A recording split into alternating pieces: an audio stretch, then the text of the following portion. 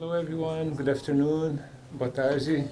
It's a great pleasure to welcome you all for this event on public security and democracy in Brazil, challenges and opportunities. My name is João Bill, I teach in the Department of Anthropology and I direct the Brazil Lab. And it's wonderful to have you all here in the spirit of continuing the conversation that we had a couple of weeks ago with Laura and Celso on radicalized Brazil.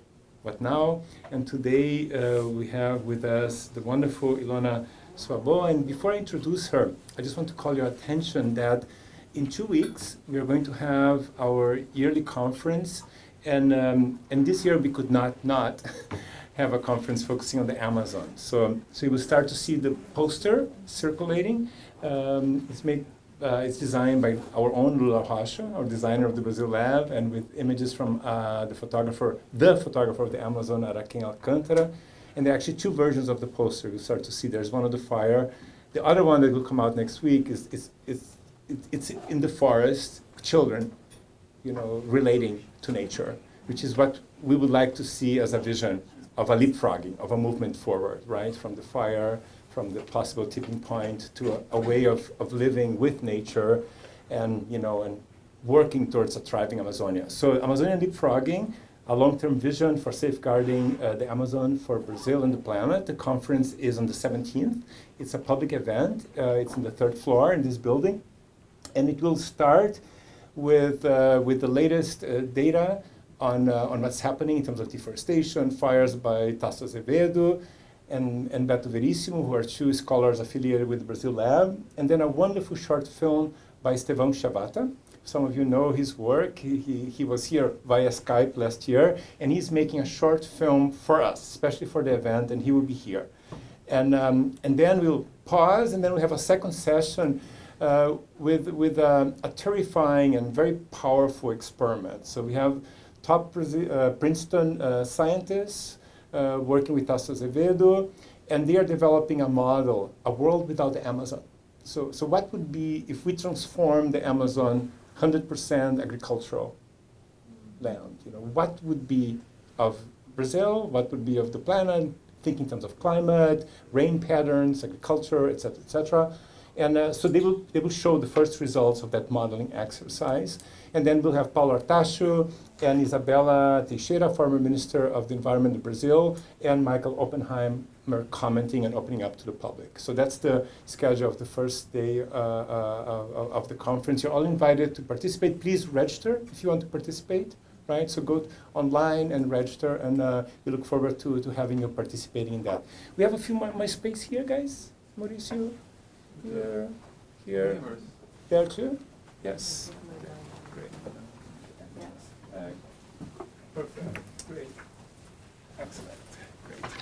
So, and if you have any questions, reach out to us about the conference. It's really looking forward to having a wonderful conversation during the conference. So, Ilona is with us today. She's on sabbatical in the United States, in New York, right? She's taking time to draw from her rich experience over the years to think a little bit more analytically, right, of what has been going on with this erosion of democracy, radicalization, authoritarianism, but also what's happening to civil society and to the possibility of activism and a different kind of politics in Brazil. She's a civic entrepreneur, but in her wonderful TED Talk, she calls herself a civil society diplomat, right? And I think she's also becoming an environmental diplomat, right? Because these days you cannot, right, do the political to talk about socioeconomic rights if you don't also talk about environmental issues. Social justice and environmental justice go side by side. She's co-founder and executive director of the Igarapé Institute, a leading think and do tank on security, justice, and development issues in the Global South. And we were just talking before, I was telling that knowledge is coming from other places than the academia, and Igarapé and the work of Ilona is really a site which is producing new knowledge about the political, about the social in Brazil and comparatively. And we really want to congratulate you for your innovative work on that front and what we can learn from you working in academia, but also involved in various social and activist movements. She's an expert on peace and conflict studies and international development. She was nominated a Young Global Leader at the World Economic Forum a couple of years ago. She's the author of the books Drugs, The Untold Stories, Drogas, As Histórias que Não Te Contaram, and Public Safety to Change the Game, Segurança Pública para Virar o Jogo. And Professor Deborah Yashar was slated to be a commentator. Unfortunately, she fell ill, and she sends her regrets and regards to everyone. We wish her a speedy recovery. But then we have our wonderful Marcelo Medeiros here, who is a sociologist, economist. He has been a visiting fellow at the Brazil Lab, and he's currently a visiting professor at PLAS, and he's teaching a course at PLAS. And he's the author of, you guys know, the amazing book, O que faz os ricos ricos, What Makes the Rich Rich. And he's one of the Brazil's top experts on the question of inequality that maybe we'll also have a chance to hear from Ilona. She will talk about, again, public security and democracy in Brazil. So wonderful to see so many of you here. Let's give Ilona our warmest welcome to Princeton.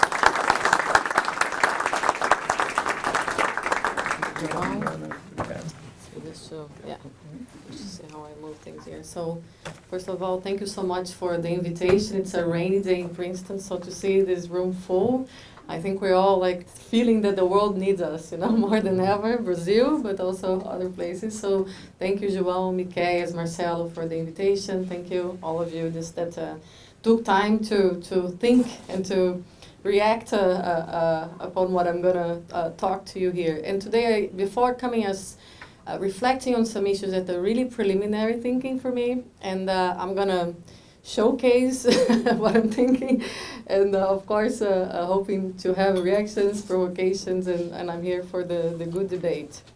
So for those who don't know, and I added one word there because we're actually moving into a program also about security and climate.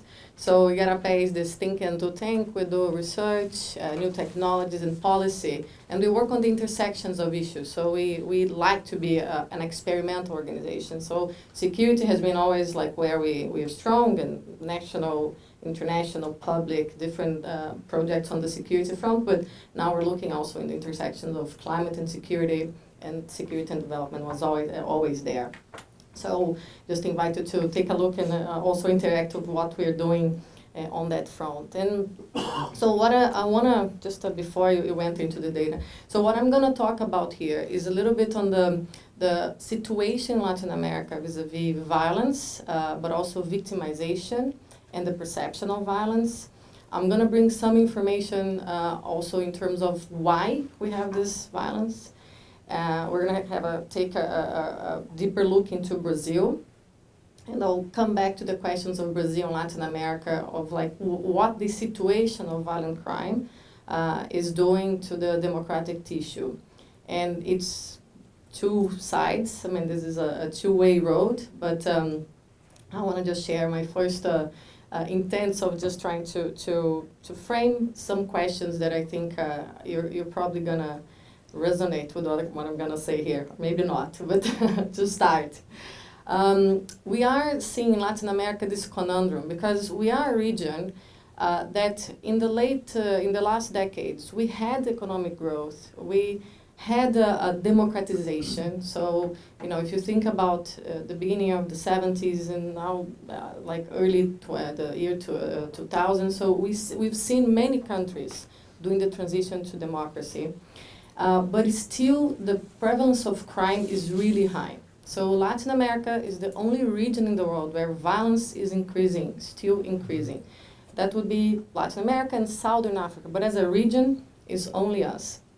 And it's really disproportionate. So 9% of the world's population, 39% of the world's homicide. And we talk about homicide because this is the crime that has no return, right? I mean, it's the life of people. So you can't give back, you can't restore. So for us, this is the biggest measurement.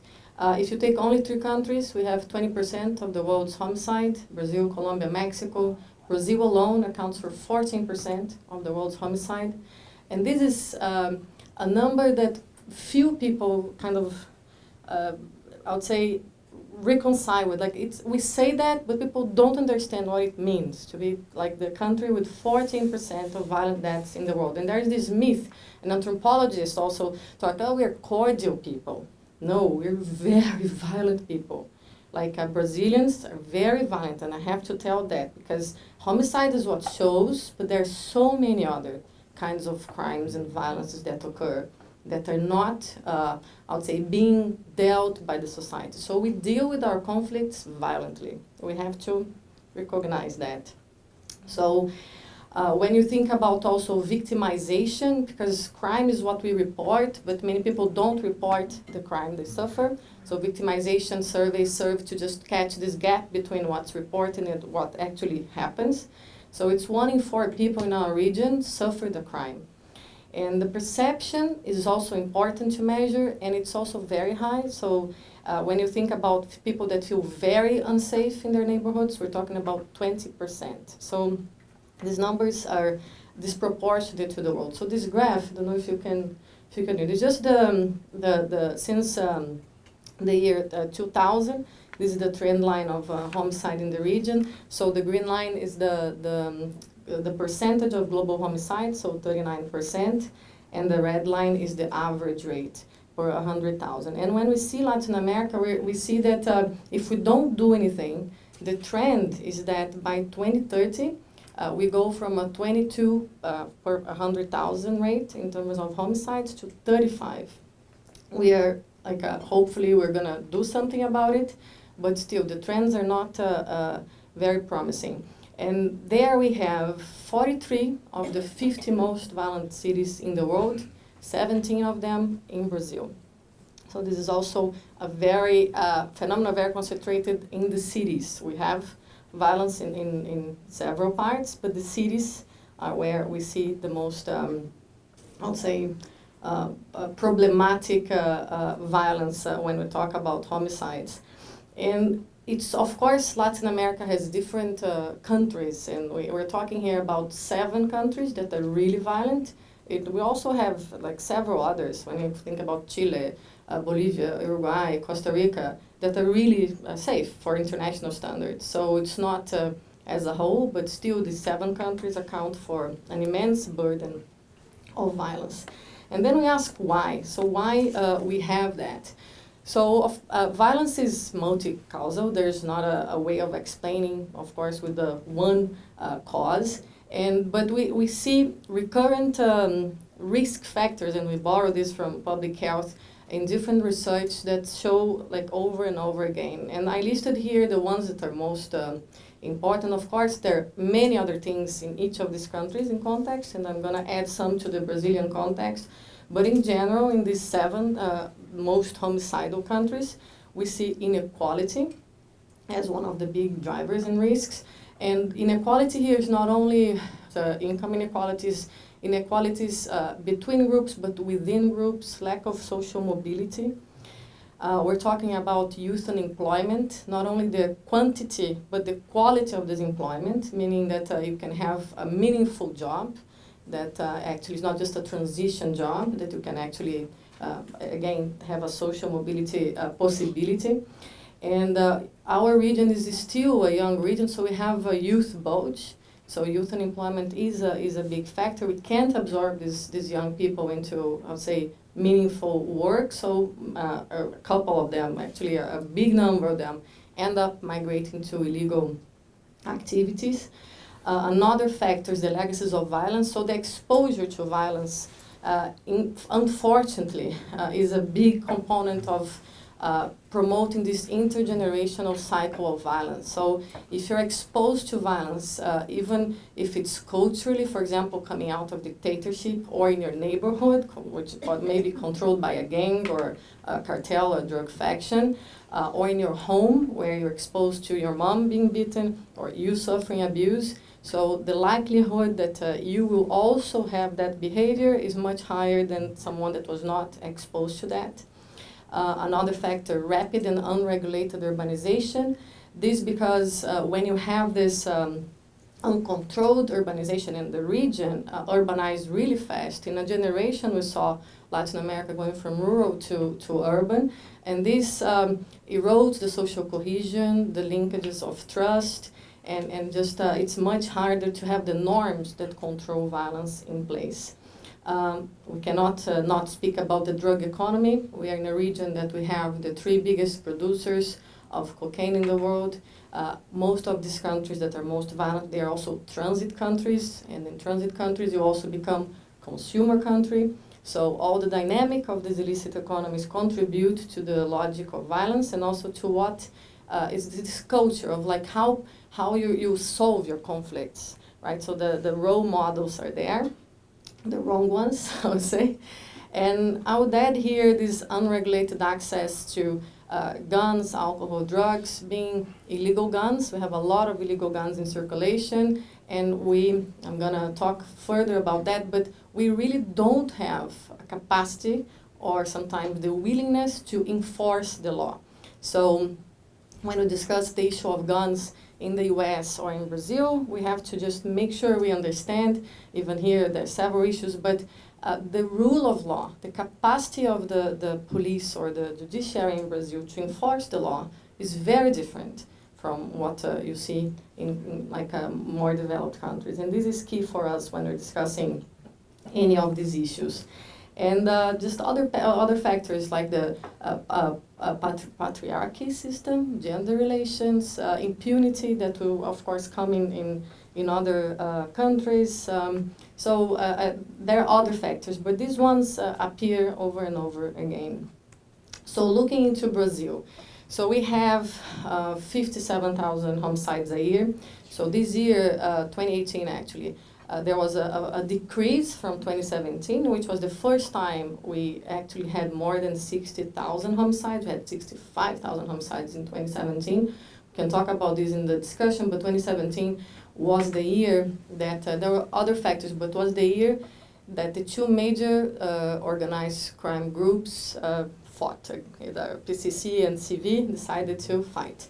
And that generated a lot of effects in prisons all over the country, massacres, and of course this resonates to the streets. So this was a really, really violent year. So the decrease we see from 2017 to 2018 has somewhat to do with that and other issues that we can discuss, but we're still in the super high numbers of homicide rate as well. We're always in the 10, just among the 10 most violent countries if we talk about rate.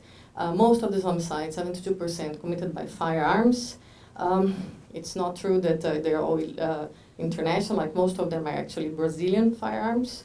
Brazil is the second biggest exporter of guns in the Western Hemisphere, the 4th in the world. We're a big production country for guns.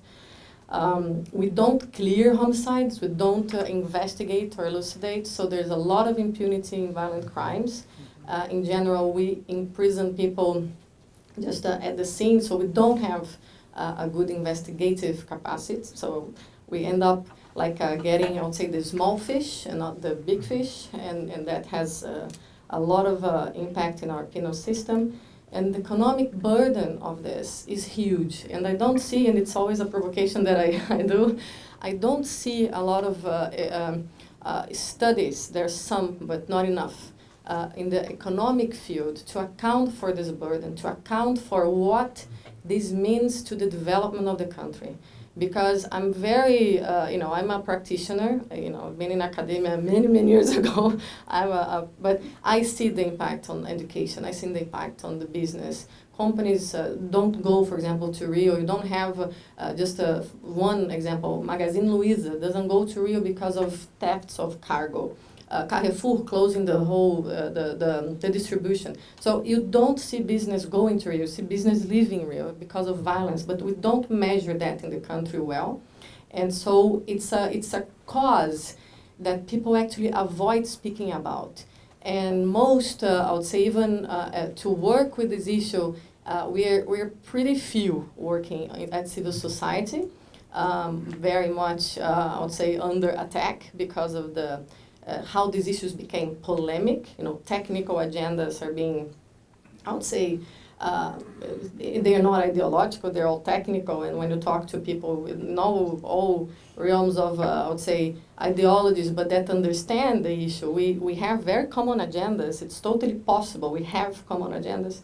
But the discussion there has been very, I would say, misleading in the late years, not only now, in the late years. And I think we have to understand that this issue of violence and crime, it's absolutely important for the economy of the country. I don't believe we're going to be developed if we don't deal with that. And there are other issues there, but the democracy issue, I'll come to it.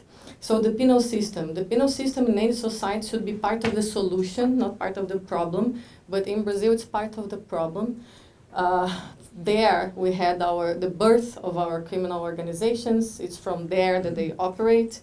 And this is we're mainly imprisoning, of course there are some people that have to be in prison, many people, but there are other ways of punishment, and very serious crimes are not being punished.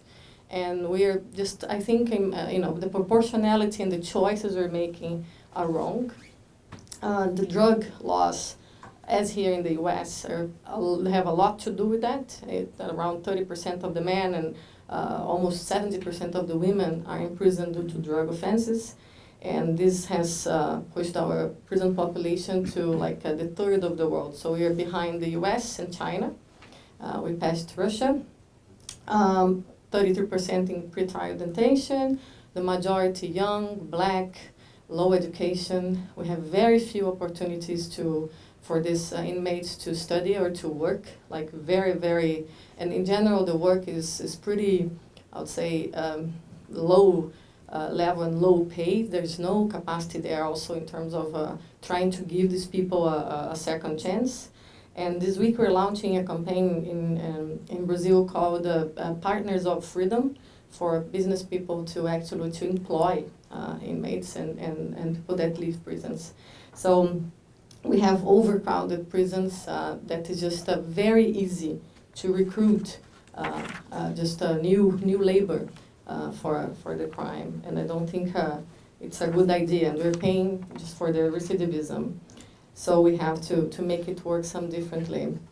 So how did Brazil get there? So apart from these unmitigated factors that I told about, the risk factor that I presented, we have a very weak system-wide governance of security in the country. And this has to do, in my view, I'm talking just after the democratic transition, where actually violence starts spiking in the 90s. So the Constitution of '88 sets that in the first paragraph states that public security is a right, it's a social right. But then in the chapter that talks about that, only talks about police. And police in Brazil, the state police, is under the governor. So for many years and until now, the federal government don't see itself responsible for security, neither the mayors do. So this understanding that we have to have the three levels of government working together is very new. So we just approved in 2018 a law that is supposed to, it's a long discussion, long time we've been talking about that, but that establishes the single public security system, SUSP. So this is super new, not implemented yet.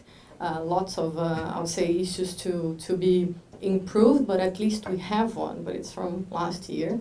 And I think this narrow understanding was also providential for many politicians that did not want to take this issue as a serious issue. And we've seen traditionally the police of the governor, it was almost part, to work for the people in power, not for the people, not for us. So the understanding of security is, I would say that it's an area that we didn't democratize in Brazil. We democratized in education, in health, but in security, the understanding and the way the organizations operate is basically that they are there to protect themselves and those that are caring for their interests, not for ours. And it's a big issue, how we're going to make the police like a citizen police. And I think that's a big question. So we failed. We don't prioritize the right policies in any level. Very few comprehensive plans were or are in place in cities or states. And I'll show you what the intents we had in the federal level. So we have this absence of investment in prevention. We don't understand that security is not only the police. We think police means security, but security starts in prevention. You have, of course, the police, but you have public defenders, prosecutors, the judiciary, the penal system. So it's a system that don't see themselves as a system. They don't communicate, they don't like each other, they don't share information, they don't have single databases. So to do any research on, like, for example, the convictions for homicide, it's almost impossible to follow the case. So it's really hard to understand. So we don't have good data, not only about the convictions, but also about the motivations. We don't have the good data from the crime scene. So it's a lot, I would say, it's sad to see how disrespectful it is, the way it's, I mean, the life of someone is dealt by in many cases. So, and it has to do also with who is dying, because we still think that they're second-class citizens in our country, and that's a big issue that we have to put at the table. So impunity and corruption, I would add to this, and in the last years, the political and economic crisis. So very quickly here, the federal responses to date. So we had, the first time I think we had a more comprehensive intent was under President Lula. Under President Cardoso, there was a plan, but it was more security per se, like a stricto sensus, like a police. In PRONASSE, you see the citizenship and security together, and I think that was very important, but unfortunately, we didn't see this going much further. So when President Dilma was elected, she ended the program. It was to be a pack of security. It was like 6 billion and some hundreds millions program, and it ended as soon as she entered into office. There was nothing really under her government. We tried many times. There was almost a homicide reduction plan. We were at an event where the minister was about to launch, and it was not launched. Like, we were there to launch the plan, which was a civil society, like work as well. So, and it wasn't launched at the event. So, like, immediately, so things that happen in Brazil.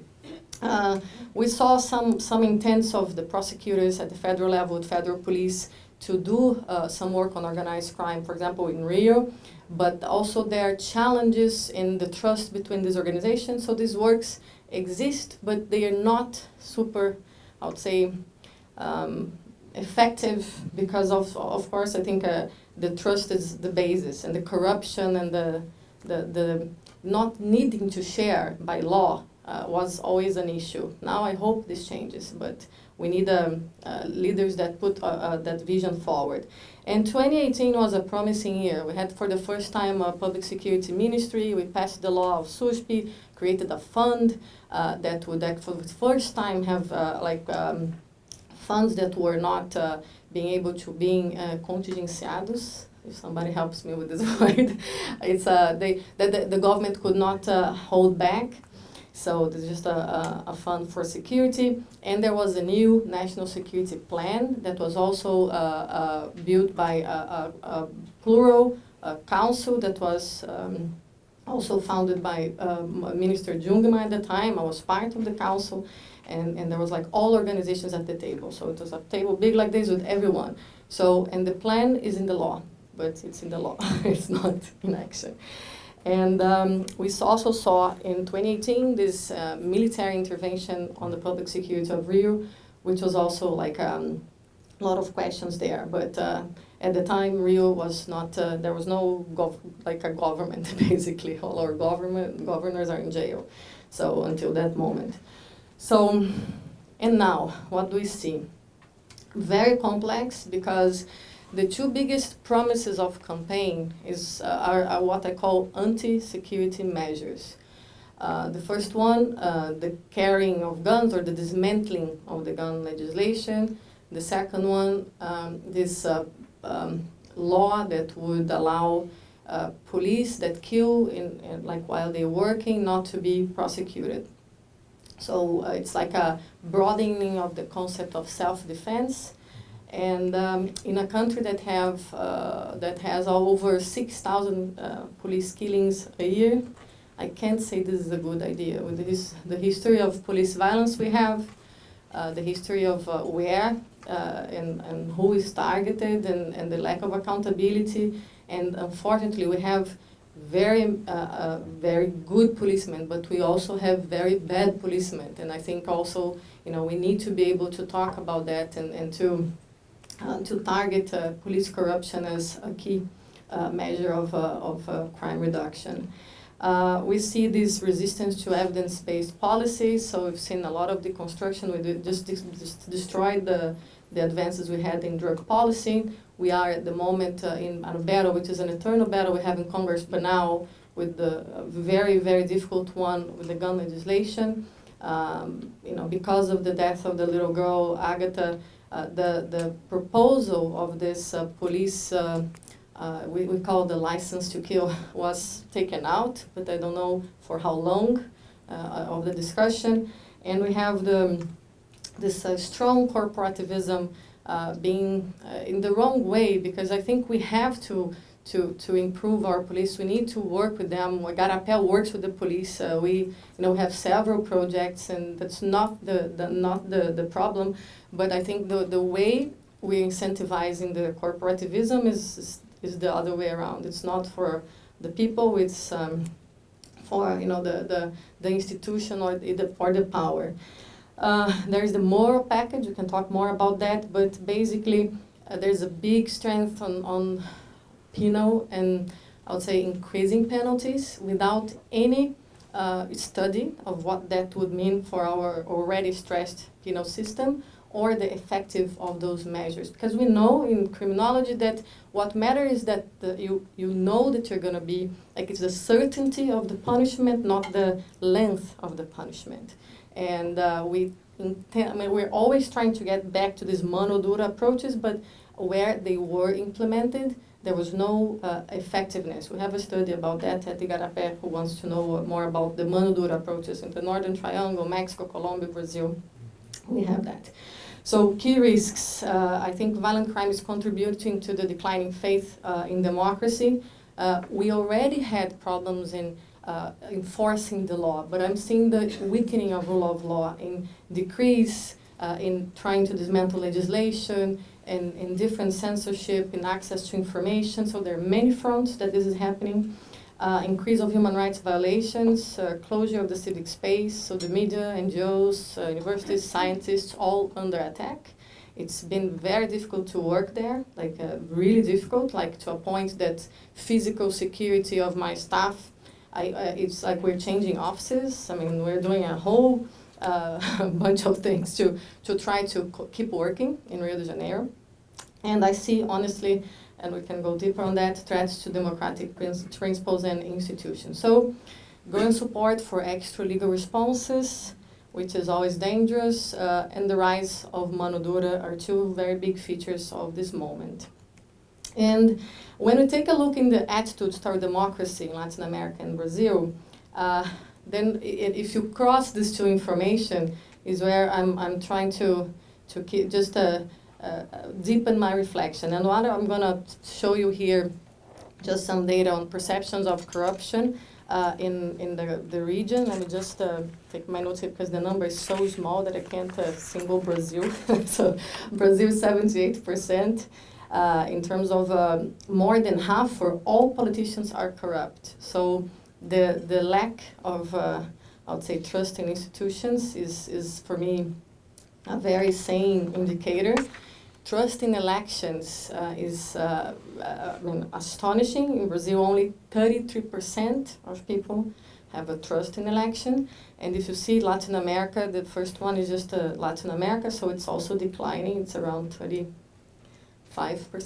So that's say pretty low if you think what that means for a region.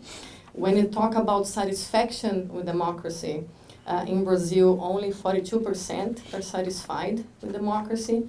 And if you see the trend in Latin America also is a quite scary one. So we're at 37% now. the support for democracy, it's even more sane, because if you don't support democracy, you don't think that's the best regime to have. So in Brazil, we are at 51%. This is Latin American data, and I think what shows something also very worrying is that the younger ages support less, which is quite, I would say, worrisome for all of us here. There's another question here that we should look very close to, which is tolerance for shutting down Congress. So this is Latin America, so 25%. Brazil is 19%.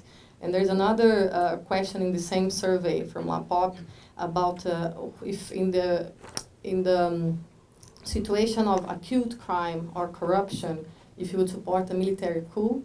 So 17% in Brazil would support a military coup if crime or corruption as being like the reason.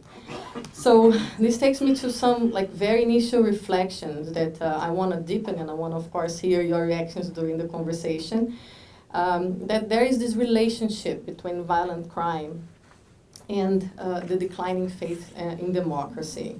So when we see, where we see high perceptions of insecurity, we see lower support for democracy. And this is worse if you experienced violence, if you were victimized. So the support is even low. And also that the low satisfaction with democracy, you have a lower or moderate kind of support for coups and military rule. And that would be, if you support like a low support for democracy, a higher support for these authoritarian measures. So this is, of course, to deepen the discussions, but I've been thinking about some reasons for that. So when you have very high real and perceived violence and victimization, this exposes the inability of government or the unwillingness of government to protect us. And at a democratic state, the first, I would say the first obligation of a democratic state is to protect its citizens. So when they can't do that, there's this rupture in the social contract. So for many people, it's not, it's not said like that, but that's possibly the feeling of that.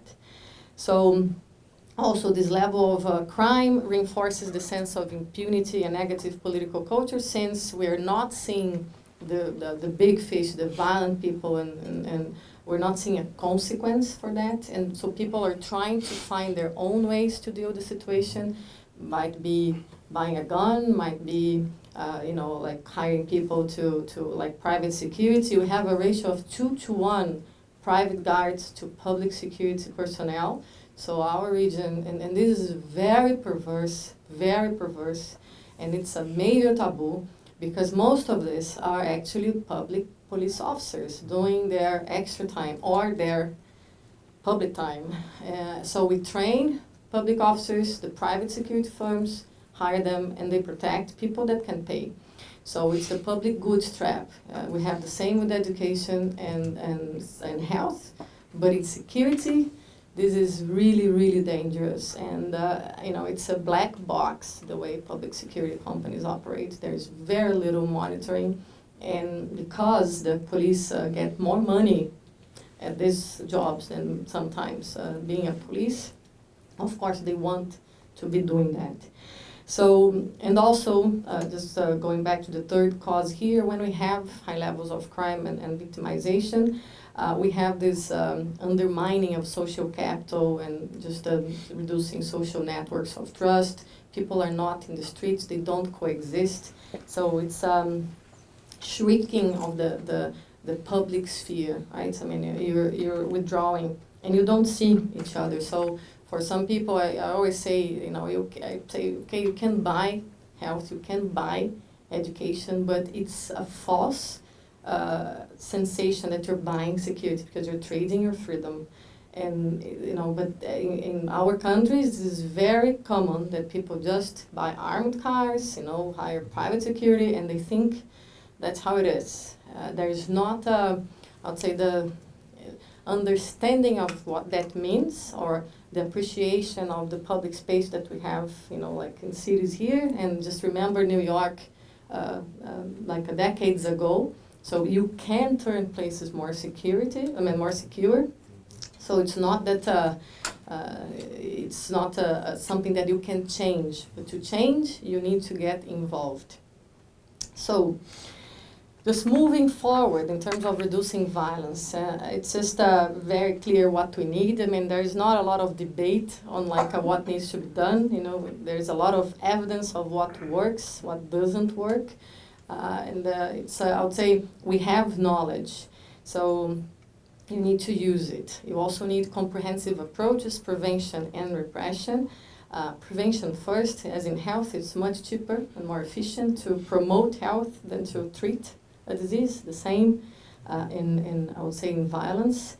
Of course, we need policies that mitigate the risk factors. We deal with symptoms all the time.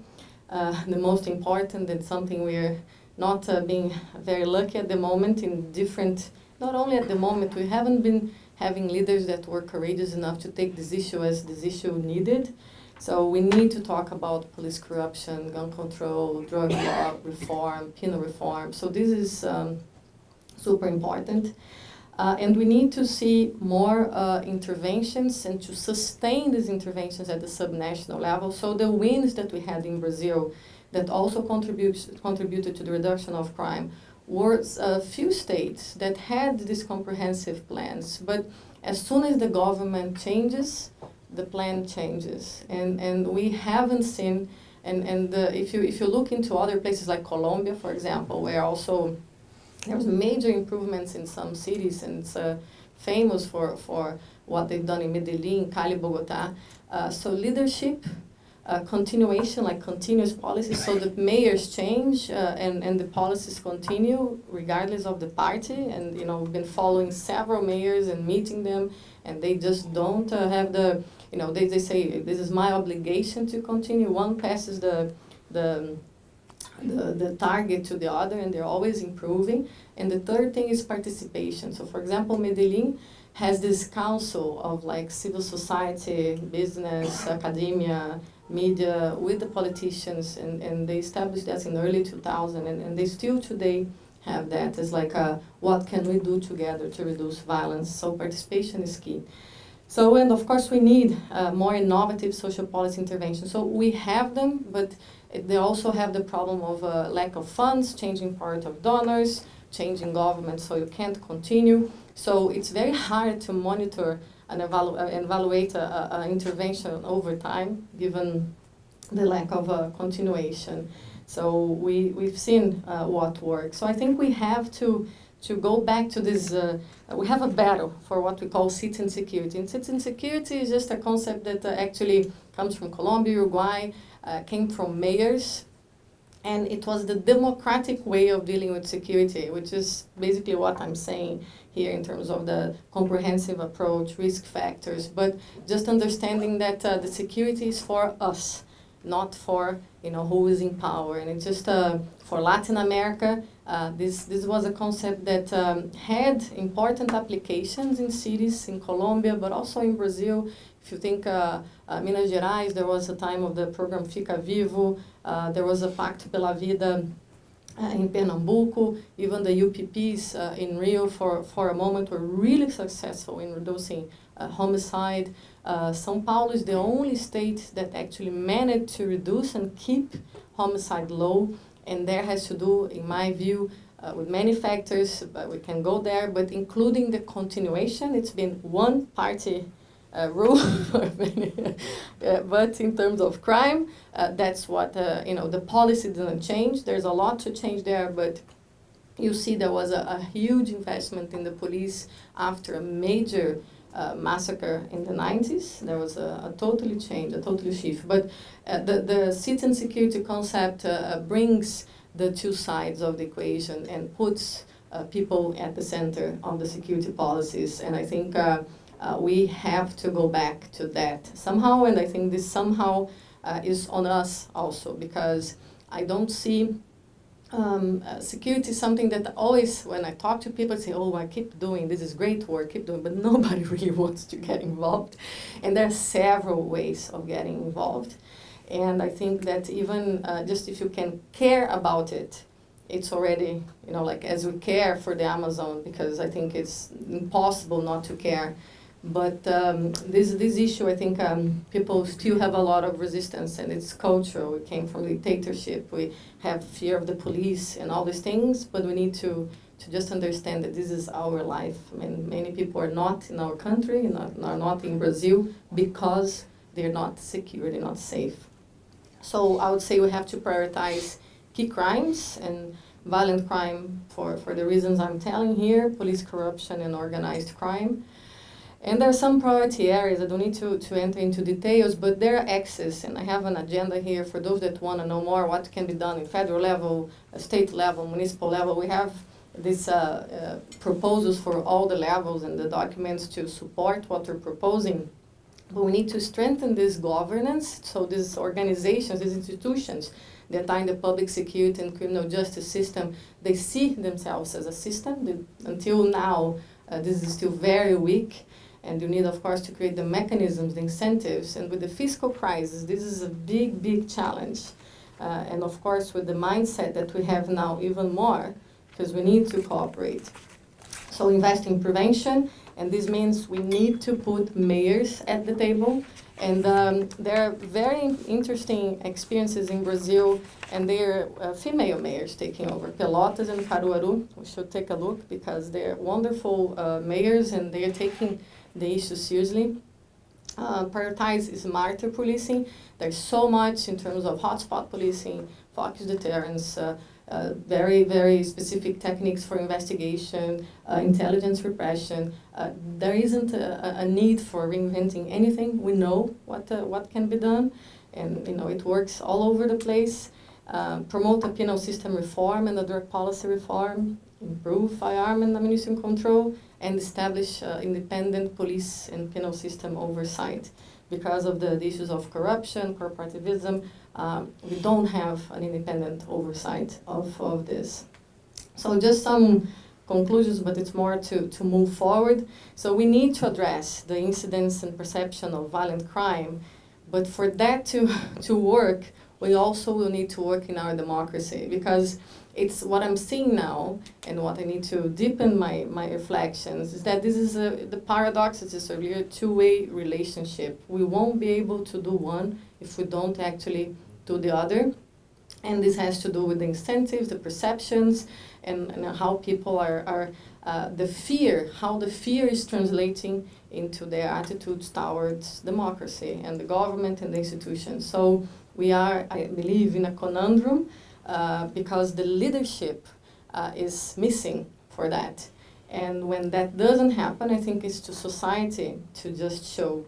And before even just thinking about this relationship, I already knew that the measures we would take in public security would tell us if we're gonna continue in a pathway to strengthen our democracy, or if we're really going to become an authoritarian country. So this was very clear for me before, even this election, just seeing what was happening in terms of the acceptance for the rule of law being, I would say, totally disconfigured. So when you accept that the police can actually act against the law, and the police is the institution that should enforce the law, there is a serious problem there, but this is not being thought through in our country by, unfortunately, a big part of our population.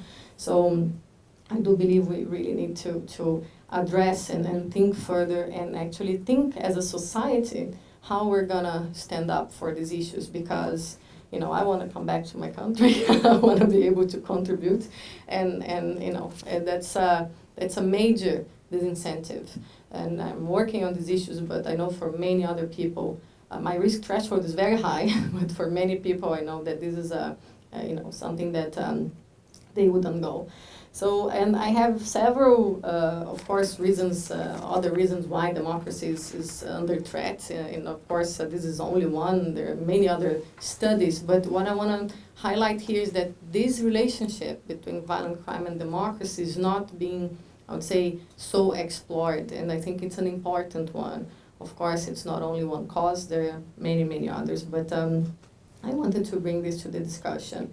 And I have a civic engagement in civic movements. I believe in the restoring of democracy by younger generations. So I'm also like full of ideas on how we can do that, but I'll leave this for the discussion. So thank you very much.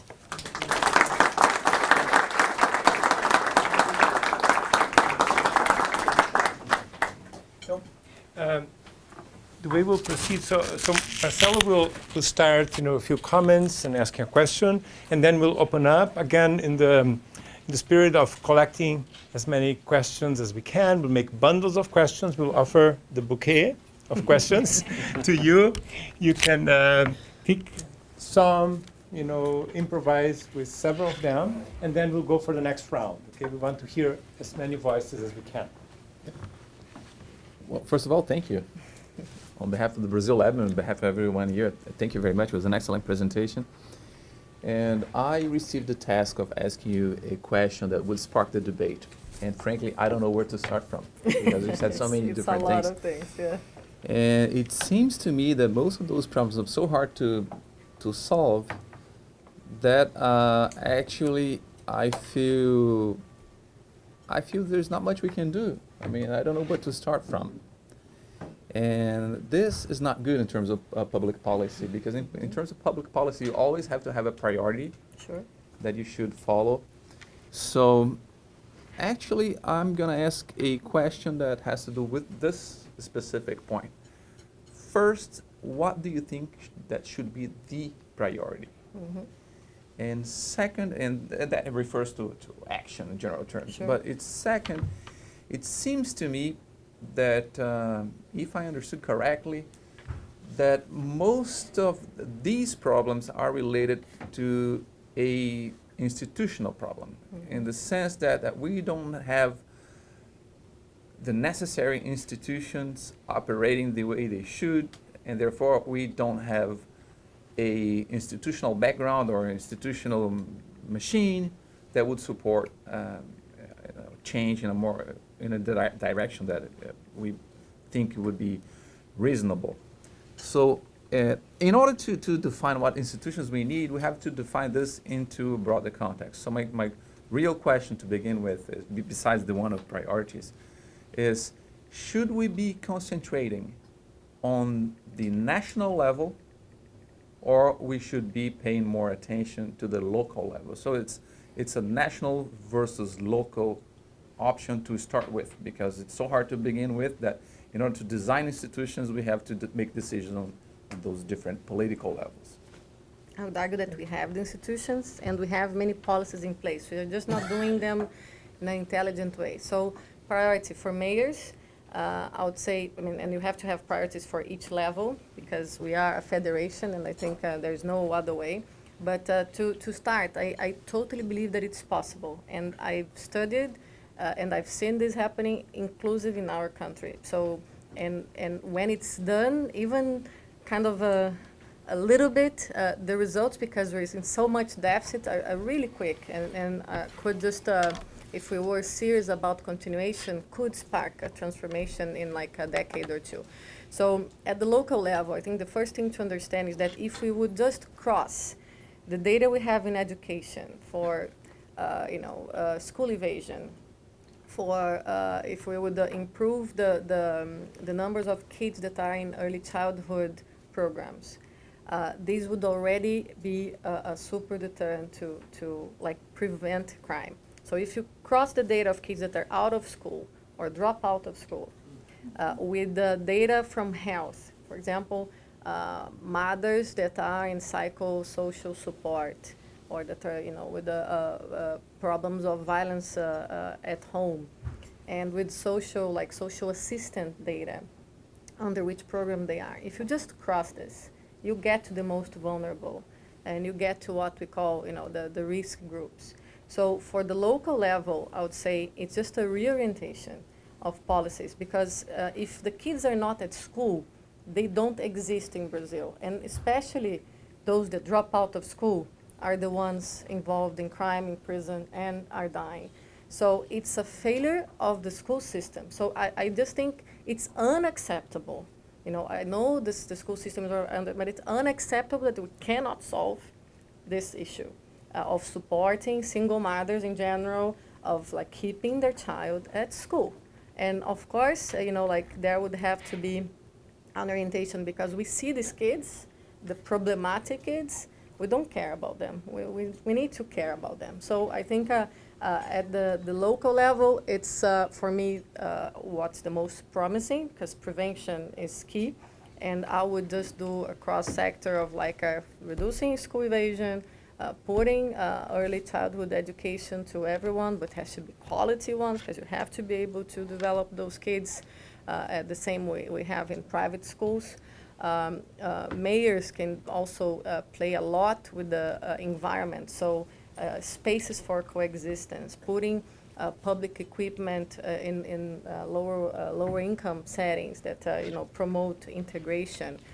You can have lighting. Like there's so many things at the hand of the mayor, and these are not burden for them. This is just part of their menu of options. So just do it and prioritize the territories, the groups, and what we call the behaviors that are more vulnerable to violence. So no big innovation there. It's just a focus. So totally possible. The same at the state level. If we would focus, if you would use the data you have today from these mapping tools of like a hotspot policing, and if you would use that, you know that homicides occur in 2% of your streets on Saturdays between this time and that time. You know all this. So why we're not there? Sure. So why New York is where New York is today? Because they use hotspot policing. They use focus deterrence. And we brought several police from Brazil. We invested in different states several states already have this, but they are not using to prioritize the right crimes. So again, no reinvention. We have the capacity.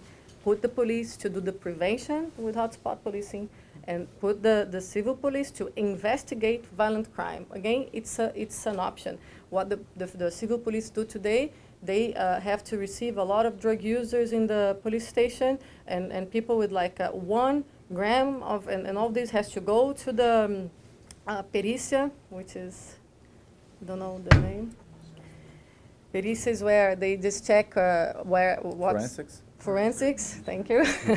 Goes to forensics, and then this go to the justice system. So we are using all the institutions that we have to prosecute the crimes that are not threatening our lives. So it's again a choice, and I would focus on violent crime, and I'll use technology, and I would put police with body cameras. So we have the studies for that. We have technology, and we would then have oversight. Easy to say, harder to do, but because the society that doesn't put pressure to that. We are doing that in Santa Catarina, for example, the body cameras with the police, and they discovered that the software was ours, and that's because the police didn't want to be monitored. Santa Catarina has a very technological police, so at the officers level, they really like to test. We test all our technologies there. And so, they are keen to do, but of course there is resistance. And the resistance now at this moment is because comes from an NGO. So, of course, at the moment, NGOs are the villains, but, we are continue doing. So, again, no rocket science, we have it. And at the federal level, I would put the money, honestly, to 2 major things. One, I would use really task forces to help states to fight police corruption. Because of the corporativism, we cannot do within the states, because the police doesn't investigate the police, and the state prosecutors are also very close to the police. So we need the federal prosecutors and the federal police to look into crimes of corruption, of drug trafficking, gun trafficking, and again, it's just to focus there. The same we did with money laundering, and we could do, sure. And we had the first intent. And the second, I would put the funds we have to promote a penitentiary reform and to help states to actually, have like decent prisons. To just have a possible resocialization of those people that are being punished. So in a way, it's a lot, but it's not a lot. It's just public policy, and there's much more. But if we did that at the 3 levels, I believe that we would be at a totally different place. And where we did a little bit of this, we had big changes in short periods of time, and we dropped that when the government changed. So that's the sad story. So let's open to questions, and I wrote my name first here. Then I will That's do not fair. Federico and Marila, we have one more for this first round? Yeah, great, and then we get the next round. So you had a very strong anthropological take. Brazilians are violent, right? And I cannot agree more. You know, having grown up in Brazil and seeing that at all scales, at all levels, at all ages, right? So tell a little bit more about that. You know, how to speak about that, how to address. May I pick back on you after you finish this question? Yes, you can. So I think that question of the violence in Brazil, because that's then linked to the second part of my question, which is this current resentment with the poor, right? It's almost like the poor are gangsters, they should be in prison. You know, when I got to Brazil, I told a few of you in June for the global seminar, the first thing I heard, you know, when I was leaving the airport was, Brazil needs a conceptual change. You know, the culture of human rights, no more. Now is the culture of the right humans, os bons humanos, the morality, right? The good ones, you know, which is basically those who support, you know, basically the extermination. Yeah, the strong man. Yeah, but the extermination of this, you know, of various generations now of young black men. So this Brazilians are violent, and then this culture of resentment now, which now is prevailing, and how to turn that around, even with smart technologies and policies, how to address that. Yeah, so you want to pick? Oh, no, I just want to piggyback on the John's questions. To which extent you think it is violence is a product of material social determinants versus cultural determinants? Mm-hmm. No. I would, I mean, you are the anthropologist Yeah, in the room. yeah, yeah. Yeah, go ahead. So, Okay, so Lena and then Federico, Okay. yeah, and Marina. So Yeah. Maybe you should take for three. your challenging presentation. So my question is, Latin America is violent. It's the most violent region in the world. And what do Latin American countries export still today, since the 17th century? Commodities. And of course, extractivism is highly related to extermination. Mm-hmm. So we have a culture, but as said by Marcelo, a material practice of expropriation, killing, extermination, and the highest levels of homicides of nature defenders are also in Latin America. Look at Guatemala, Honduras, even Argentina. So it's widespread. So my question is relating to this, to what extent the fact that we've never really achieved the possibility to turn towards a fully complete industrialized country, or industrialized countries in general. And we have this past that is always there, is not something that is almost in our DNA. Okay, Federico? Yes, thank you first for your so compelling talk about a subject which is so hard for all of us. No? Two questions. One very, very small. You have told about 7 countries in Latin America which are the most violent. I would like to know, maybe I lost. Sure, Which I are tell you how far. then the question is, you are talking about the impulse of politicians or of civil society to take care about this and to go in a good way to trying to solve all these problems. But I would like to hear you a little bit more about the entanglements between violence, politicians, judiciary. What about this? Because if we don't know, we don't deal with this seriously, I think we don't we can lose the possibility to figure out the future. And this is a condition and also an outcome of a process. Then I would really like to hear you a little bit more about this. Marília? Okay, thank you very, very much. And my question is related to the democratic sphere under attack, actually, by the new government. But not only, how can we, you talked about civic engagement, because in our last talk at Brazil Lab, we discussed the issue that our leftist parties cannot agree. We cannot get to an agreement. So the political system is divided.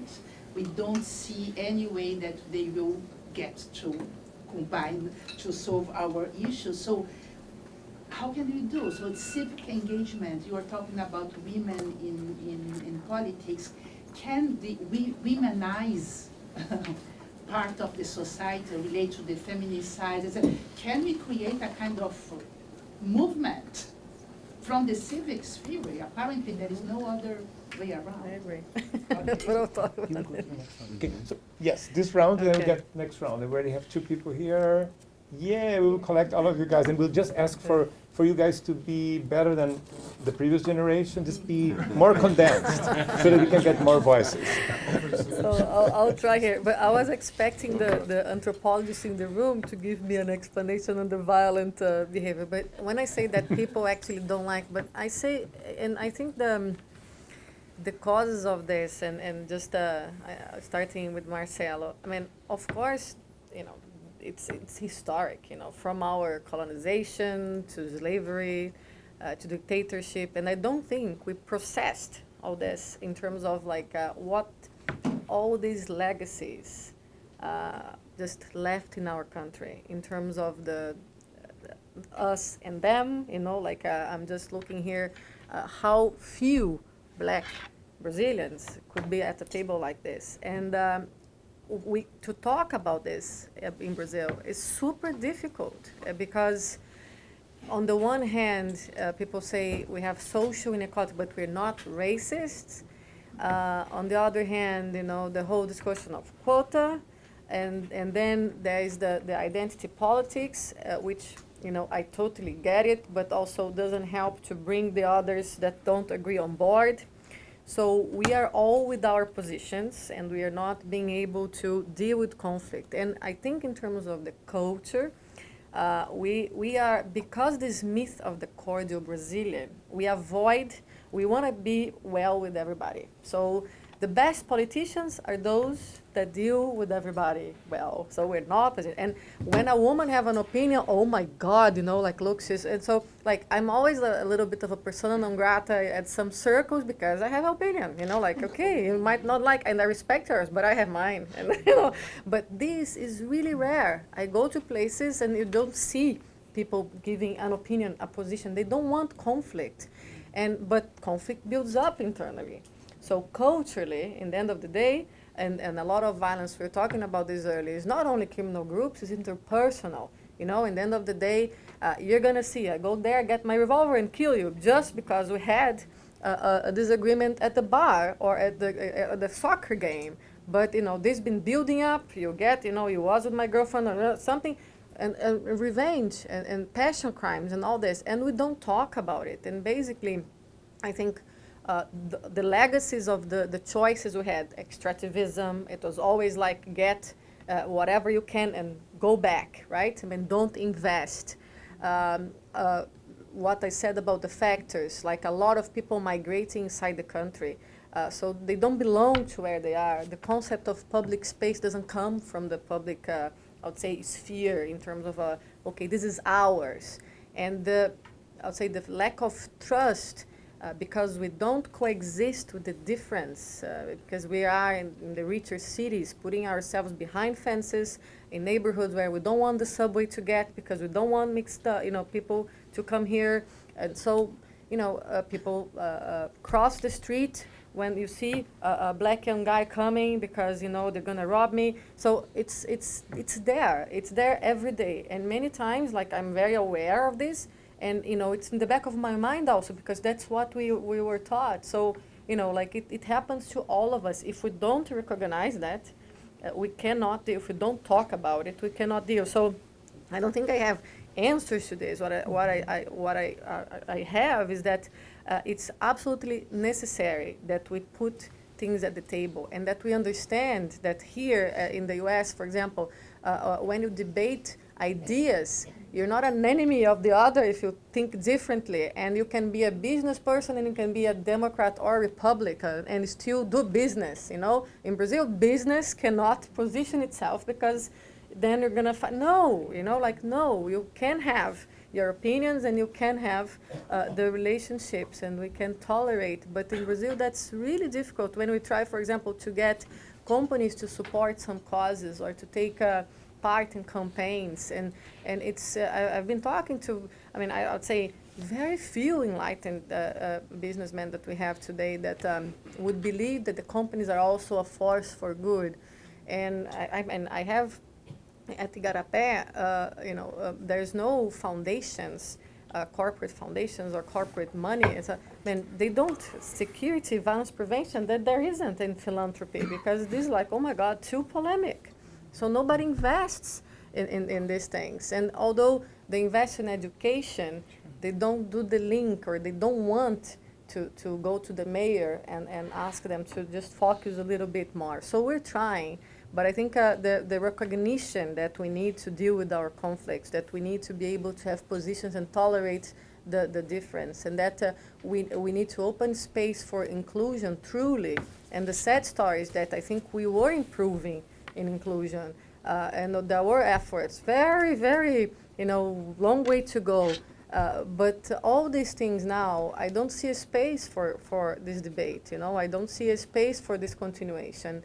And this can be absolutely, I would say, damaging for the long run. I don't know how long it will take us to rebuild all these setbacks that we already saw in so few months.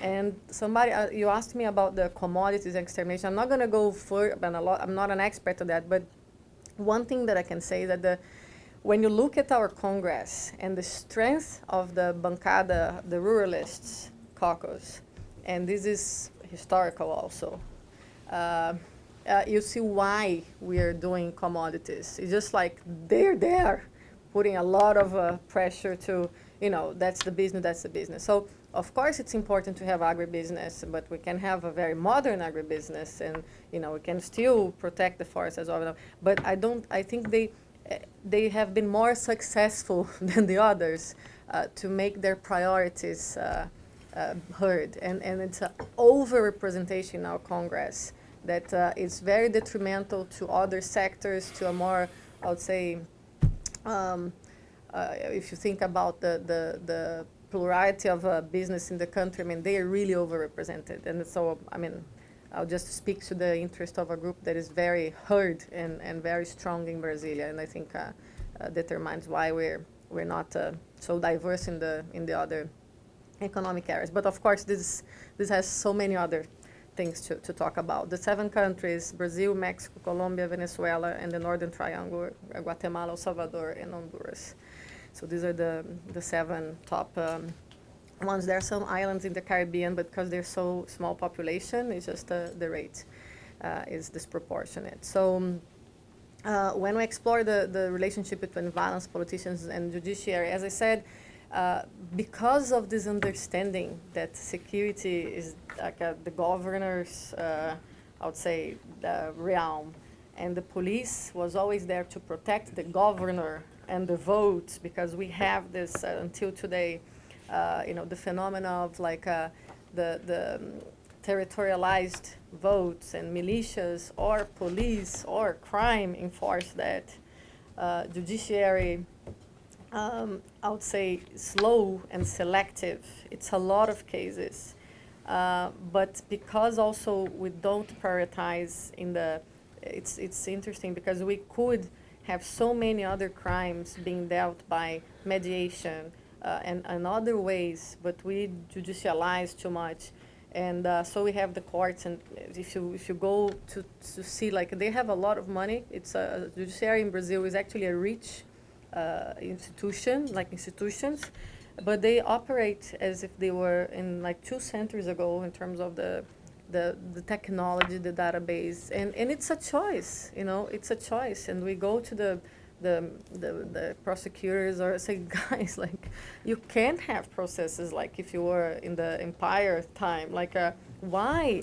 Because they, the system gains with the ineffective of the system, right? So, and that's in all institutions, unfortunately, because again, there are first and second level grade citizens in Brazil.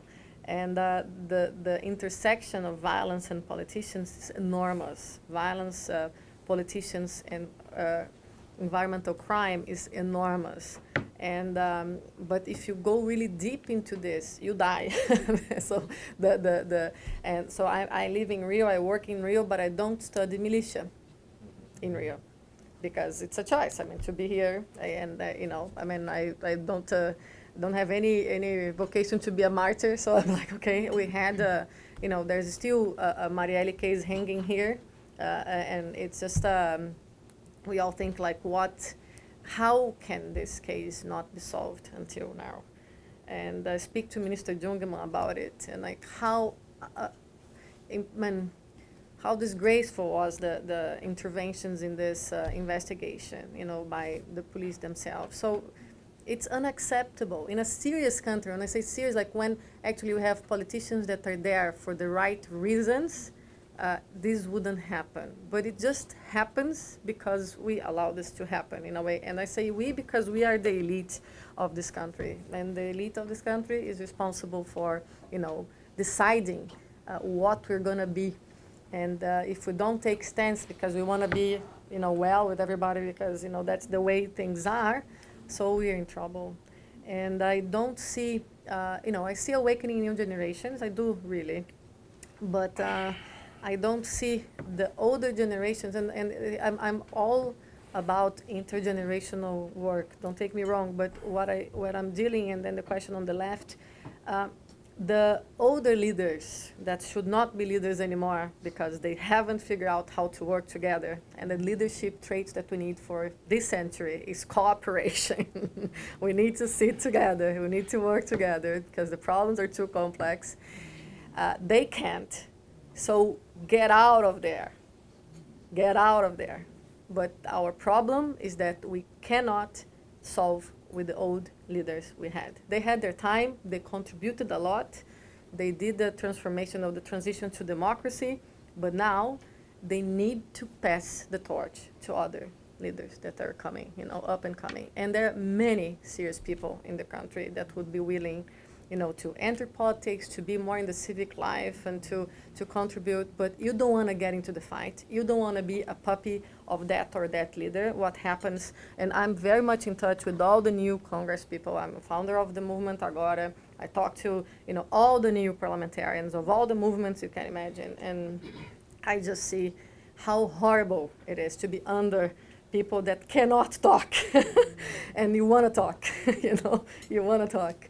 So I just truly believe that we need a generational change in Brazilian politics and in public life in general, because I believe I can contribute to the public life, even if you're not in politics, all of us.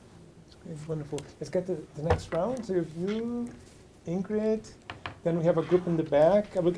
You guys raise, I will give the voice to you guys. You're an interesting combo. You have Brazil, India, and Turkey. That would be a nice comparative question. Yeah, okay, you want to great. read some comparative voices, okay? Okay, yes, yeah. Well, thank you. Condensation, please. Thank you, Ilona, for the presentation, for your work. I'll try to be brief. I want to make a question about PCC and Comando Vermelho. I thought it was very interesting that you put like how they use this risk groups as labor and framing them as a business as well. So I wanted to ask you, how big is this business, if we know economically how big they are, and how much involved are they with politics and what's their level of collusion, to use a word that is hot right now here. and also about a hidden figure in your speech, which is drug legalization and decriminalization, and what would be the effects of that in your opinion? Thank you.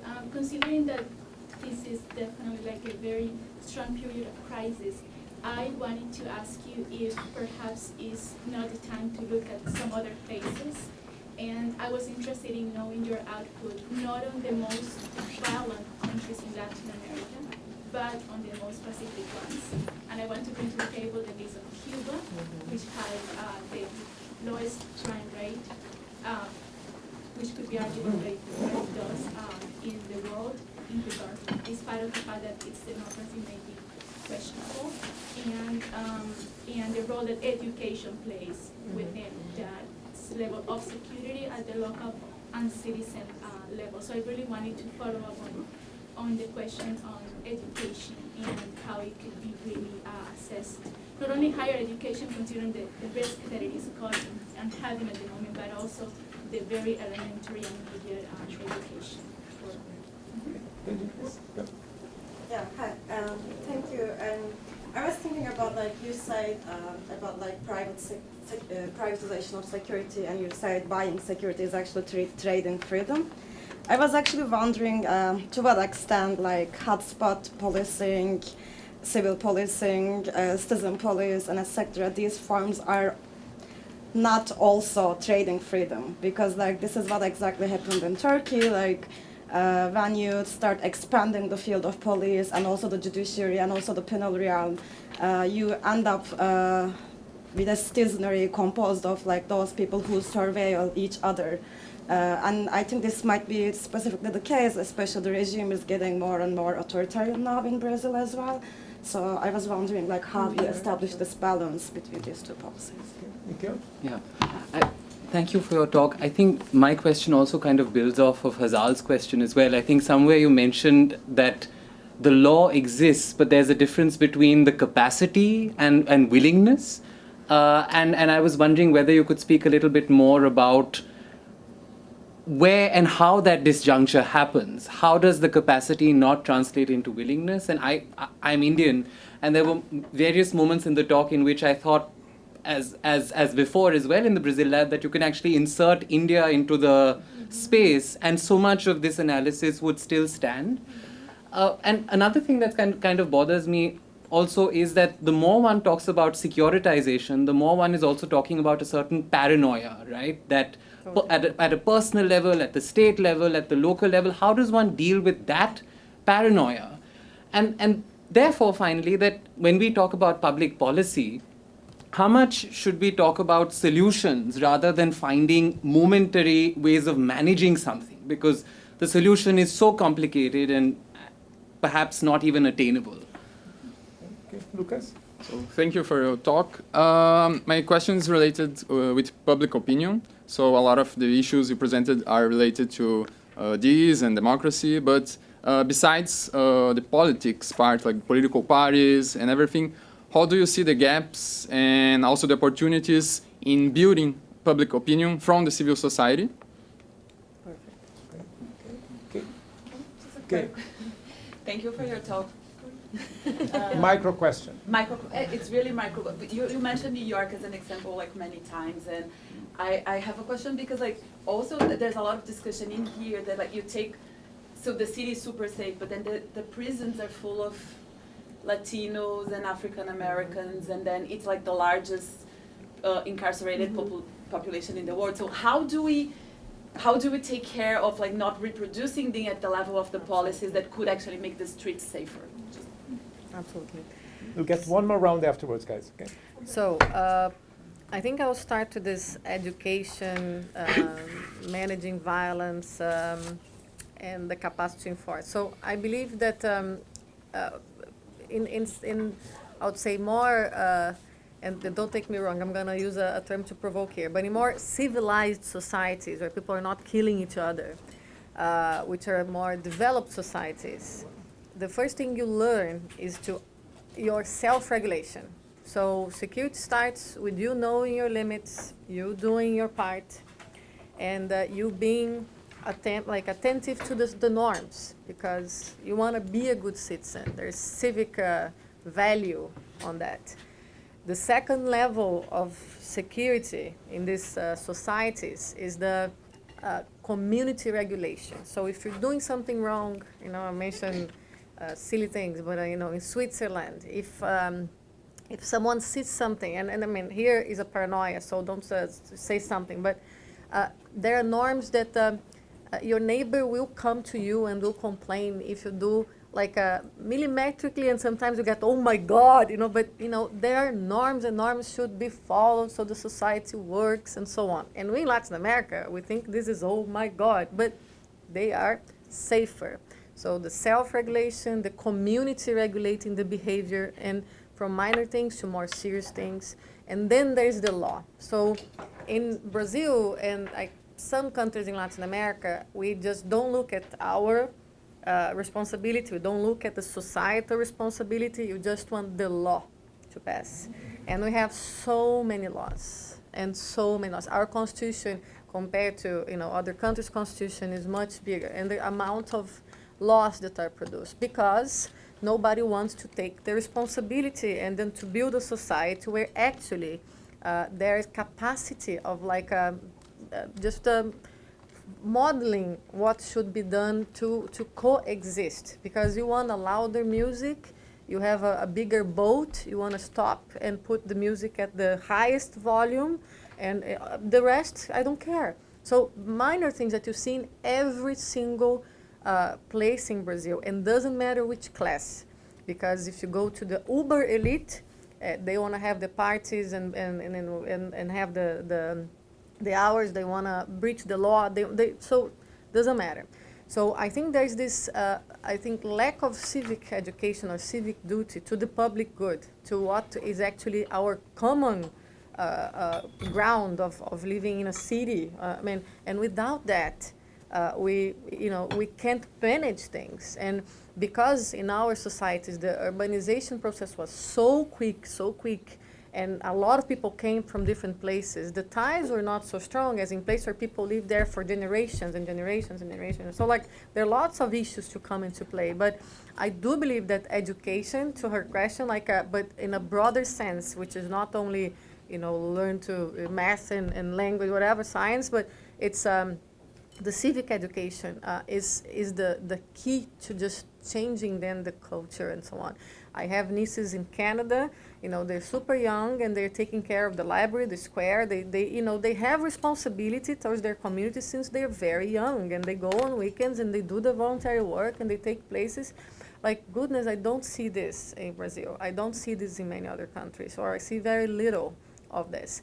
And so we don't, and we all want actually the law to be a little bit loose so we can, because it's not for me. So this is, the discussion that we have today in Brazil, but I won't get too much into politics. But, so I think, yes, but I would say education as a civic education, a capacity to understand that you are responsible for making the right things as well. So, and when I meant the hotspotting or focus deterrence, it's actually to reduce the role of police and not to have police everywhere. It's to focus much more. It's like a more intelligent repression than have a state, the surveillance state, or the paranoia that everything has to be monitored. Because if we don't, and to be honest, to say that we don't need repression in the situation we are, it's not feasible. I would love to say we don't need, but we do need. But we need it to be very responsible, and we need it to be very proportional, and we need it to be transparent. And we have the technology. When I say technology, we have the methodology plus the technology to be able to do that. But what is happening today in Turkey or in India or in Brazil, which is the police state, is totally different from what I'm saying. It's actually the police working to protect the state, and I'm absolutely against that. So, but we do need mechanisms of what we call smarter policing, to be able to diminish crime, because otherwise you can't really establish the norms of coexistence. People don't go out, so you don't meet. So, but it's the opposite of the police state, what I'm saying, and we can, of course, if you're interested in learn more about that, I can give you more some material on this. So, public opinion. We're very successful in Brazil as civil society. Some causes were really brought to the table, many actually, by civil society organizations. Men, HIV, AIDS, gun control, environment, drug policy, and the capacity to influence the I would say the informed public opinion is very big. Part of at Igarapé, our theory of change is to actually to influence the opinion shapers and decision makers. And part of my job is to talk to editorial boards and go there and do, presentations. And so we have a very intense and actually good relationship with the media, which is of course tense sometimes, but it's a good one. And we can say we flipped positions on drug policy like immensely. In the informed public opinion in the late, I would say last 5 to 7 years. Gun control the same, so people get it. Few issues are still hard on that sense, but that I'm saying the main newspapers and so on. But when it comes to the mass communication, then we're really in trouble because we're missing the translators. So all these issues that I'm talking here, and I'll just give my opinion on the drug issue, but we advanced a lot in the informed public opinion, but we are missing the translation to the people about that, and that's something I've been thinking a lot, and I mean, we need to talk to the people because they're actually the ones that would most benefit from many changes in policy that they react against. So I believe the drug decriminalization, which is just stopping prosecutors' users, right? The drugs continue illegal, would actually allow us to focus the police and the judiciary into violent crime. So it's such a big part of the police work and the judiciary work that I don't see otherwise all this craziness of that we live being solved. So we need to refocus, and that would be awesome. And of course, people that need would receive the right help, public health help. And today we don't have neither. So, and we're going back to the involuntary treatments, to religious therapeutic communities as the way of dealing with that, and the other way, repression. And lots of intents to go back and put users in prison, something that we already passed with the 2006 law that won't happen. But so it's very sad to be, in such a short time, setbacks of something that we just push forward. And regulation, if you ask my opinion, I worked for almost 10 years in 2 international commissions, one called the Latin American Commission on Drugs and Democracy, and one the Global Commission on Drug Policy, which were formed by former presidents, Kofi Annan, Richard Branson, and I was the executive secretary of that. We didn't have any of the answers to this. It was a journey. And I saw these leaders changing opinion as I was changing mine, because we were receiving information, we were meeting people, we were meeting like the worst and the best. And I can say that I totally think that we should regulate all drugs. I mean, medical or recreational, different drugs, different kinds of regulation, but that would be like much better than what we have today. And it's not easy, but what we have today, given the knowledge we have, we would never be able to build such a perverse system again. Like it's just crazy. And the situation in prisons, and how don't we do that? And I think there is a question here in the back, which is the way the privatization of prisons in the U.S. also led to the increase of mandatory minimums and the sentences here. And so I don't think that the story about a safe New York is the story about mass incarceration, even if they want to tie to that. There's a lot of this story. There is a lot of work that was done in these communities, a lot of rebuild of this tissue and so on. And still, I live in Harlem today. And I see, where the problem still is. Like every day, it's very clear the social immobility of some parts of those projects and so on. But so I'm totally against, and in Brazil, we have a big conundrum because our prison system is collapsing. The states are so unable to deal with even a project for a decent prison, and we have these new PPPs, private-public partnerships, that work much better. But I know that depending on the regulation that we establish for these PPPs, we can repeat the story of the US. And that's super tricky when you see what can happen in terms of the lobby to increase sentences to imprison people. So I don't buy, and I don't really think the literature supports that the story of success in terms of making New York safer is the story of mass incarceration. And I think it's much more the business of mass incarceration that is there. So I totally get what you're saying, but I think it's there are many other factors that drove the improvements of security in New York, and it's also not to be zero tolerance as it's sold. It's much more complex than that. But we take it for another time.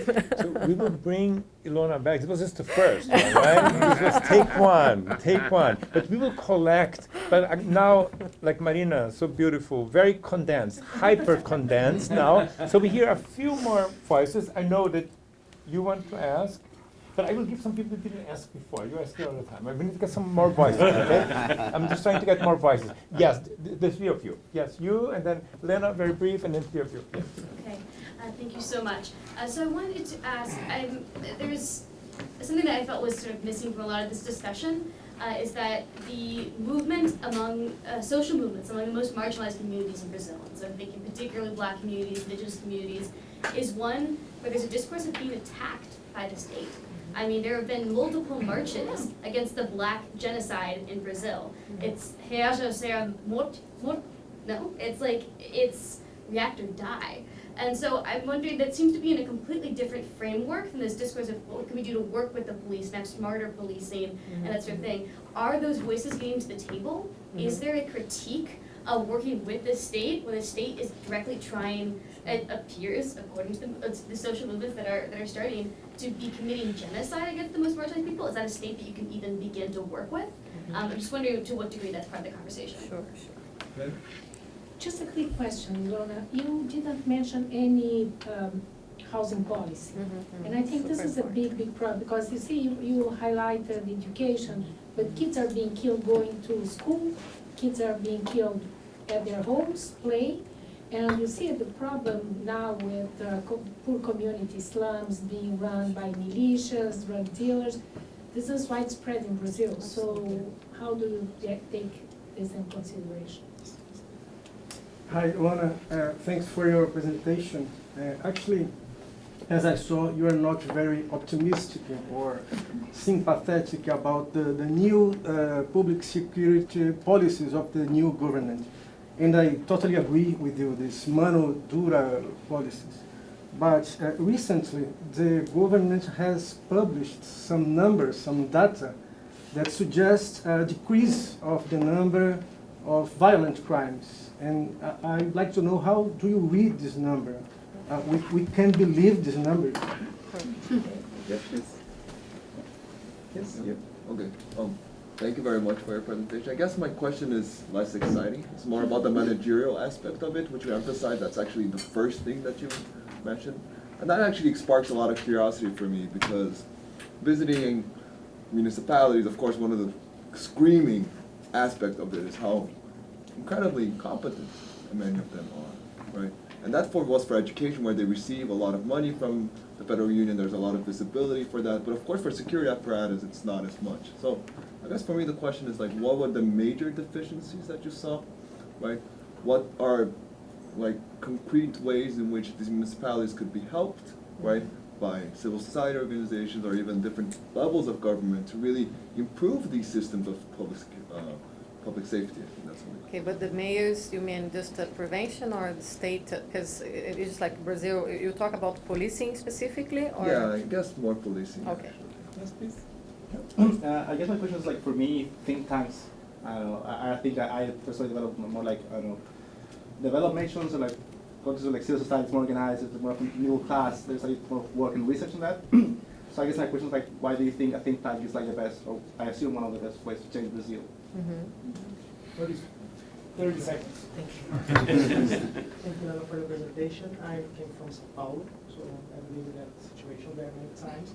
So I just want to ask you for 1 minute, if you suspend the idea of the democratic state or the democratic regime as the goal in Brazil, and we consider this regime as one of the possibilities to govern a place, to have a government in a place. Like, in terms of legal and illegal regimes in Brazil nowadays, similar to Mexico or similar to some places in Africa, how can you see these other regimes of which is now in the illegal situation, like militias, like the drug economy, the increasing of that illegal regimes in Brazil, considering the democratic side as a one of the possibilities? Yeah, I don't know if I got exactly, but I'll try to talk about that. Okay, so now you have 3 minutes. Let's go. But we will bring you back because this warrants segundo tempo. And I came to provoke. First to you, I came when I first wanted to take a sabbatical. I wanted to think, actually to be able to explain why my organization works the way we do. Why do we build bridges? And I'm in the friendly fire since I started to work, because more traditional human rights organizations do not accept to dialogue. And I always, reached out and said we have the same principles, the same beliefs, the same goals. We just have different strategies. And you have, and I understand your strategy. It's a very important one. You had many wins, but it's not enough today. We also need other strategies, and I'm testing other strategies. And I had in my life, all my work experience previous to Garapé were at places where we were bridging with people that were really, really different from each other, like from the disarmament statute law, the gun buyback campaign. I mean, I worked with pastors, police, priests, policemen, business people, media, and I always did that. The Drug Policy Commission had liberals, conservatives, socialists, communists, everything you can imagine. At Igarapé, all the partnerships we did, everybody has to be at the table. When I develop a policy to, for example, comment on the motor package, I put at the table a defender, a prosecutor, a judge, a police, a victim, everyone. Because I think the society is plural, and I think that today the problems are so complex. The time we have to solve them is so small that we cannot afford not trying to talk. But sometimes the people don't want to talk. And I don't, we are very clear when we think we're being used, or if they're just playing us, we withdraw and we don't go. But I can say, and I would need more time, that I see a lot of possibilities, because there are, even in nasty governments, there are nice public servants that are there trying to do their job. And if you get a point of contact that has the capacity, the authority to change things, I believe you can try. Today, I don't work with the federal government. It's not that I can. I even tried. I was called for a council. We accepted, given a lot of uncertainties, and we just couldn't stay. A long story, but. We tried, because we believe that if we refused, nobody else would be called. And we do think it's important to have plural voices, even if it's just to be the only voice. Because in my case, I accepted to be at a public policy council, voluntary, because I knew that would be the only space where I could talk about drug policy in this government. And I say, I'm going to take this, and I'm going to be there bothering, because it's a horrible work for me. I'm going to be, crucified, but there won't be any other space. So I do believe that we need complementary strategies, and I do believe that more and more we need to make companies also accountable, and I also get a lot of trouble when I tell you working with the private sector. Yes, I'm working with the private sector. I want to work with the private sector to make them also accountable, because in all these places I found people like me that were passionate about what they were doing, that were really serious about their job, and that wanted change, and they didn't have the support, they didn't have the alliances. So I am about building alliances, but I totally agree that social movements and many others with whom I interact a lot. In many of these policy discussions, I have kids and young people from the favelas. It's not that we talk a lot and we do a lot of things, but many times they have a strategy, I have another, we communicate, and when this can be built together, it's much more effective.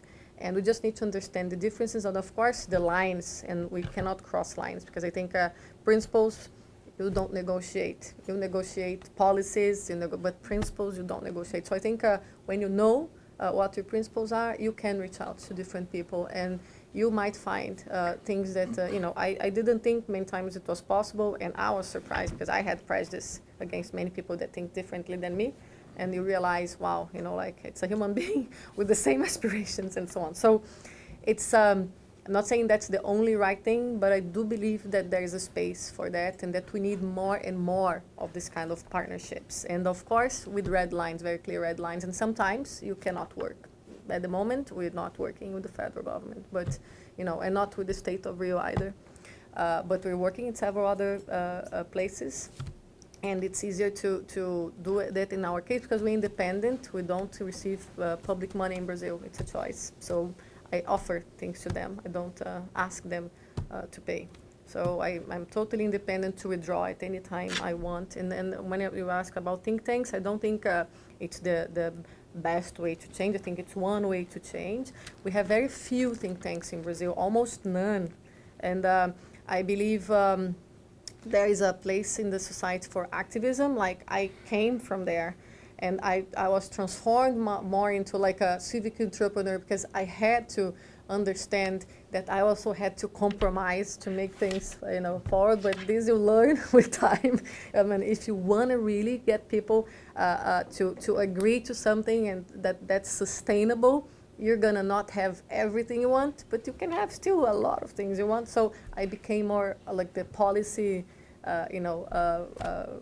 advocate, right?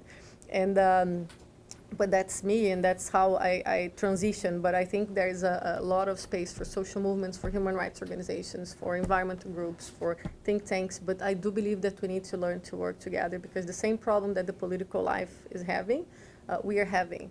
Because I suffer much more from the friendly fire, from people that have the same values and goals, than when I'm attacked by, who I know that don't agree with me anyways. And it takes a lot of my energy, a lot of my time to deal with the friendly fire. And it's a lot, especially in this time. I say, guys, I'm not the enemy. You're missing the target. Like, the enemy is clear, which picked us, because for me, they're opponents, but they decided that we're enemies. So how we're going to talk among ourselves to be able to face the threats, right?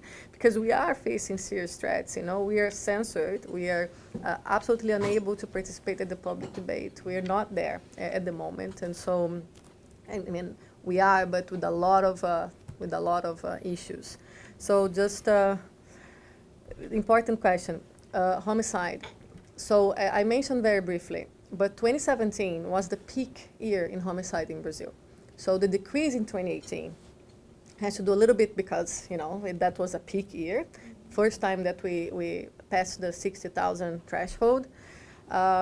We saw, so the decrease is clearly that. It started 18 months before this government. So of course they're going to say that, but it started long ago, and it's mapped because we do have that data. And and one fact is that the other factors, I believe, there was some deterrence factors, because 2018 also was a year where there was a lot of deployment. For example, Rio de Janeiro, other states in the Northeast, of military or the national force, to contain big crises. So at the short term, these deployments, the crime is kind of like go on vacation and they go back, but they go a little bit on vacation and then they come. So also we saw this happening. There was, I think, some payoffs of state programs that, for example, states in the Northeast decided to revitalize plans that were left. For example, Pernambuco, they decided that the Pacto pela Vida was a good idea, not only because Eduardo Campos died, that should be abandoned, so the governor started to build that again, the same at the Ceará, the same Rio Grande do Sul, so more approaches. So I think we will see a battle here, and I honestly don't want to do a forecast because there are governors trying to do the right thing with no money and not a lot of, let's say, help from the federal level. It's not at the federal level are not doing anything. They are at the SENASP. They're trying to do a national system for information, and we were there. Even after the whole crisis, I've been to the meeting because I thought it was important to see and to help with the indicators and so on. But this will not have an impact on crime immediately. And they are trying to push the prison, to help to push prison building in different states. But this also will take time. And apart from that, there's a very, very small prevention program in 5 cities that we have not a lot of information. But I think the disconcerting effect is the policies that will allow, I hope not, but the gun carrying and this broader concept of self-defense, because this will actually jeopardize all the efforts the state levels are doing. So depending if these proposals will really pass, we won't be able to advance in violence reduction at the state and municipal levels. But if they don't pass, I think governors and increasingly mayors are starting to understand the role that they have. And I believe if mayors got involved, we would change absolutely the game in Brazil. We can change that. Not quick, but I do believe we can change. I don't know if I answered everything. You have a way, you have a way of always landing somehow, but it is possible, right? I do believe, otherwise I would be doing something else. And I really want to thank Marcelo for pitching in, but really thank for the work you do and for your presence with us today here. It's been just phenomenal, and we will bring you back. Thank you. Okay? Thank you all.